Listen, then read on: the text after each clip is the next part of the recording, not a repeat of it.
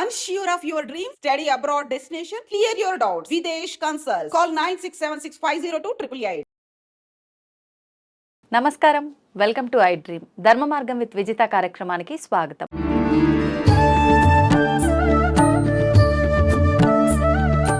ప్రస్తుతం మనతో పాటు ఉన్నారు వేద పండితులు పవన్ కుమార్ శర్మ గారు. ఇప్పుడు వారితో మాట్లాడి మరిన్ని విషయాలు తెలుసుకునే ప్రయత్నం చేద్దాం. నమస్తే అండి. నమస్తే అమ్మ. ప్రస్తుతం మనం ఉన్నది క్రోధి నామ సంవత్సరం. నెక్స్ట్ మనం విశ్వవసునామ సంవత్సరంలో అడుగు పెట్టబోతున్నాం.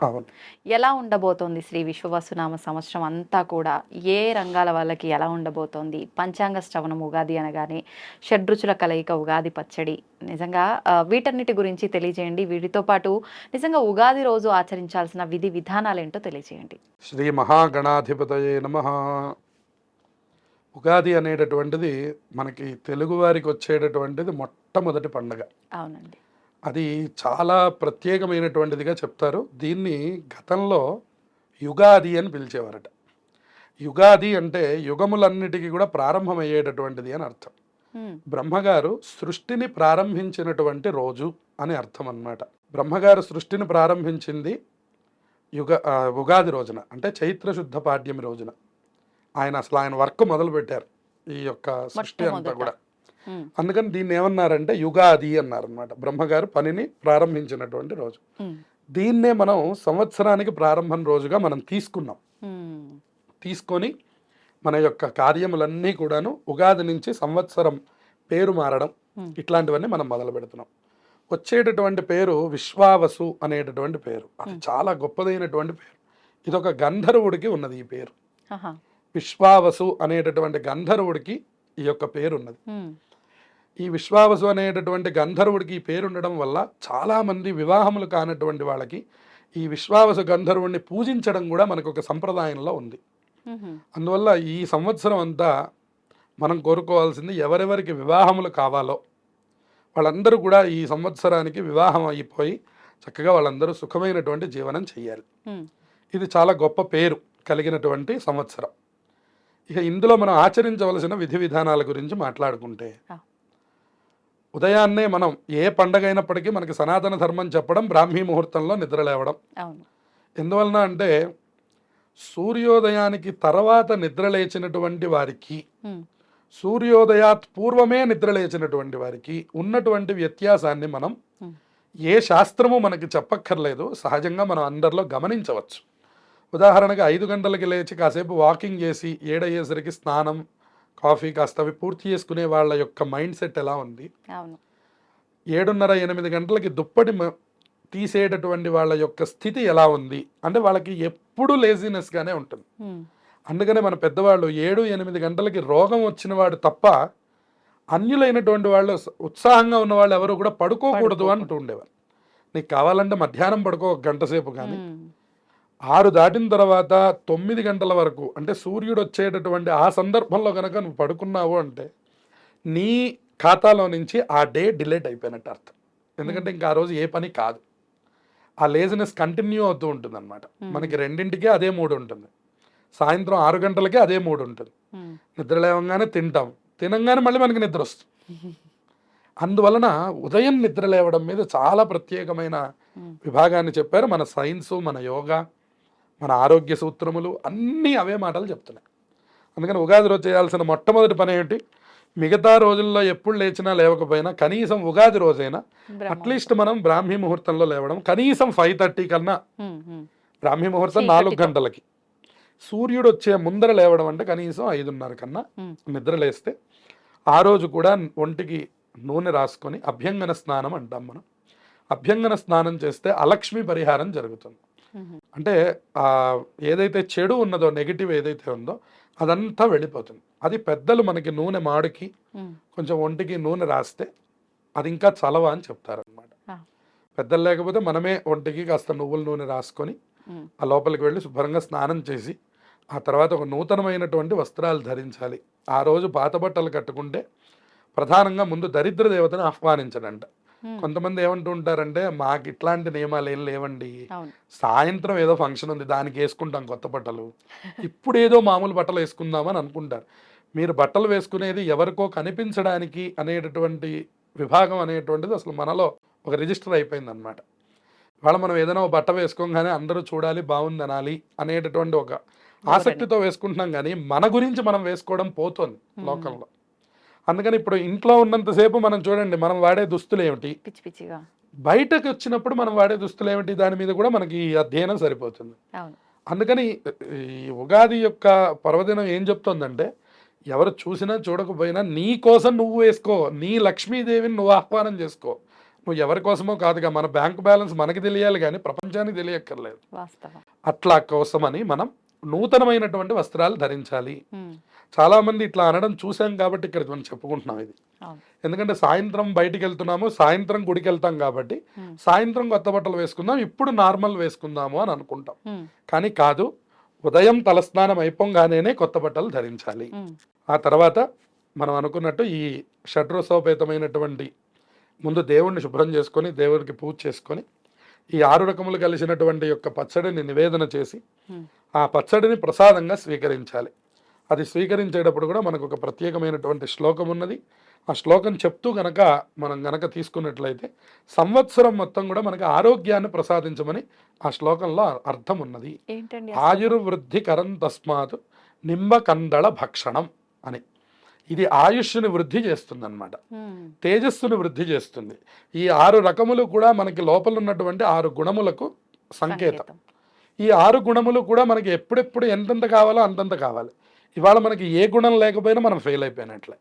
మనకు కాస్త కోపం లేకపోతే ప్రయోజనం లేదు, మనకు అసలు శాంతం అనేటువంటిది లేకపోయినా ప్రయోజనం లేదు.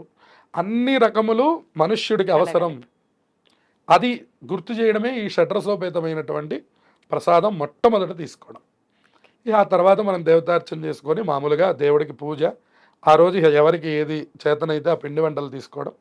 మొట్టమొదటి పని ఇప్పుడు ఈ సంవత్సరం నుంచి చేయవలసింది ఏమిటంటే, అందరూ కూడా ముందు వాళ్ళ తల్లిదండ్రులకి నమస్కారం చేయడం. అన్ని గుళ్ళకు వెళ్ళినటువంటి ఫలితం ఇది మనం అందరం తెలుసుకోవాలి. ఖచ్చితంగా తల్లిదండ్రులు పెద్దవాళ్ళు ఎవరైతే ఇంట్లో ఉన్నారో అందరికీ ముందు చిన్నవాళ్ళు వాళ్ళకంటే పెద్దవాళ్ళు ఎవరైనా సరే, ఉదాహరణకి 2 పిల్లలు ఉంటే ఇక్కడ తమ్ముడు ఉన్నాడు అనుకోండి, అన్నయ్య గారికి దండం పెట్టాలి. లేదా తమ్ముడు ఉంటే అక్కయ్య ఉంటే అక్కయ్యకి దండం పెట్టాలి. ఆ అక్కయ్య తమ్ముడు కలిసి వెళ్ళి తల్లిదండ్రులకి దండం పెట్టాలి. ఈ పిల్లలిద్దరూ ఈ తల్లిదండ్రులు ఇద్దరు వెళ్ళి వాళ్ళ తల్లిదండ్రులకి దండం పెట్టాలి. ఇలా ఒక రకమైనటువంటి యొక్క ఆనందకరమైనటువంటి సన్నివేశంలో ఈ ఉగాదిని కనుక మనం ప్రారంభిస్తే, ఈ తొలి రోజున మనం తీసుకునేటటువంటి ఆశీర్వచనాలు ఈ సంవత్సరం మొత్తానికి మనకి బలాన్ని ఇస్తాయి. అందువలన ప్రధానంగా తల్లిదండ్రుల్ని పూజించుకోవడం. ఆ తర్వాత మన కులదేవత ఆరాధన ఏమిటి అంటే, మనం ఏ దేవుణ్ణి నిత్యంగా పూజిస్తున్నాము. ఉదాహరణకు ఒకళ్ళకి వెంకటేశ్వర స్వామి అనుకోండి, ఆ రోజు ఉదయం కుదిరితే ఉదయం లేదా సాయంత్రం కుదిరితే సాయంత్రం తప్పకుండా వెళ్ళి మన ఇష్టమైనటువంటి దేవతారాధనని ఆ రోజు చెయ్యాలి. ఆ దేవతల యొక్క ఆశీర్వచనం కూడా మనం తీసుకోవాలి. ఒకళ్ళకి శివాలయం అంటే చాలా ఇష్టం అనుకోండి, శివాలయానికి వెళ్ళాలి. ఆంజనేయ స్వామి వారి మీద ప్రీతి అయితే ఆంజనేయ స్వామి గుడికి వెళ్ళాలి. అలా ఎవరు ఏ దేవతని నిరంతరం పూజిస్తూ ఉన్నారో ఆయా దేవతల యొక్క ఆశీర్వచనం కూడా ఆ రోజు తీసుకోవాలి. అంతేకాకుండా ఈ పంచాంగ శ్రవణం అనేటువంటిది అది చాలా ముఖ్యమైనటువంటిది. పంచాంగ శ్రవణం అనేటటువంటిది మనకు 5 అంశములను తెలియజేసేదాన్ని పంచాంగ శ్రవణం అంటారు. తిథి, వారము, నక్షత్రము, యోగము, కరణము అని. తిథి వారాలు మనందరికీ తెలుసు. ఇవాళ మనం ఉదాహరణకి శుక్రవారం అని చెప్పుకోవాలి, గురువారం అని చెప్పుకోవాలి అని అన్నా కూడా మనం క్యాలెండర్ వైపు చూస్తాం మనం. అంటే అర్థం ఏమిటంటే వారం అని. ఇది ఒక్కొక్క దానికి ఒక్కొక్కమైన ఫలితం ఉందిట, అందుకని పంచాంగం వినమంటారు. తిథైశ్చ శ్రియమాప్నోతి అన్న. తిథి కనుక తెలుసుకున్నట్లయితే రోజు మనకి డబ్బు శ్రియం కలుగుతుందిట.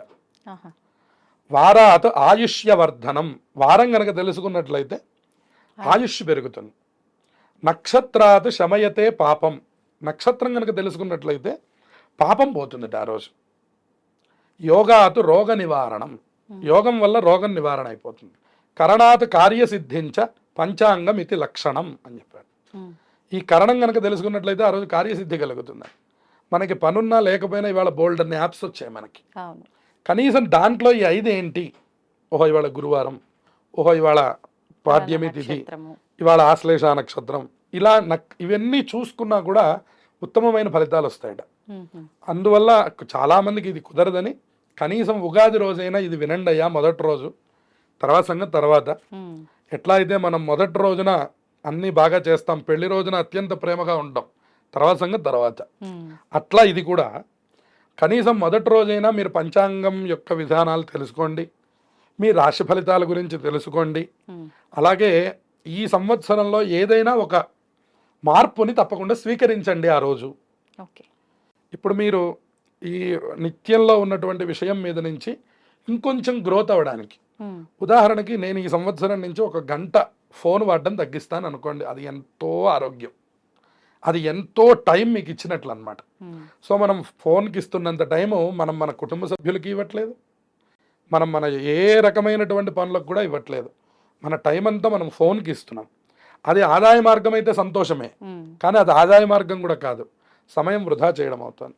అందువలన నేను ఊరికనే ఫోన్ అనేటటువంటి మాట చెప్పాను, కానీ మీరు ఏదైనా ఒక అంశాన్ని ఒక ఛాలెంజ్గా తీసుకొని ఈ సంవత్సరంలో తప్పకుండా ఇది సాధించాలి అనే నియమం పెట్టుకొని తప్పకుండా ఆ రోజు ఆ పనిని చేసి అక్కడి నుంచి కంటిన్యూ చేసే ప్రయత్నాన్ని చేయండి.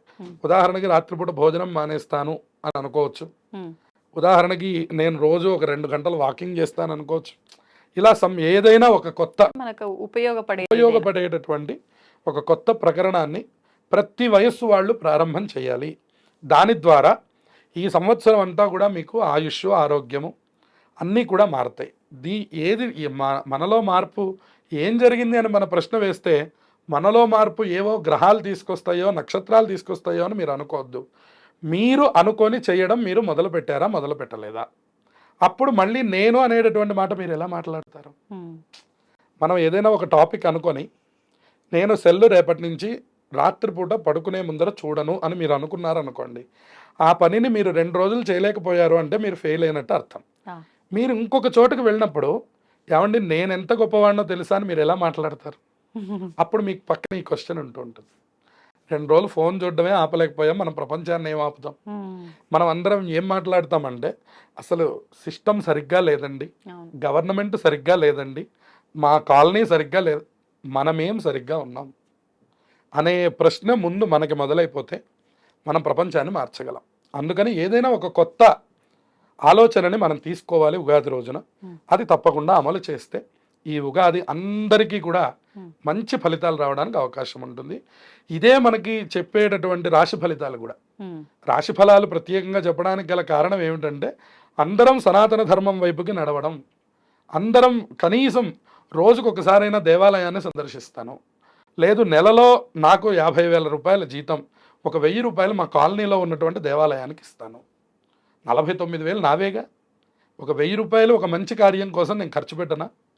అది దేవాలయం అనే కాదు, ఒక అనాథాశ్రమానికి ఇవ్వండి, ఒక పిల్లల్ని చదివించడానికి ఇవ్వండి, మీ ఇంట్లో మీ దగ్గర పనిచేస్తున్నటువంటి వాళ్ళ యొక్క పిల్లల చదువులకు ఇవ్వండి.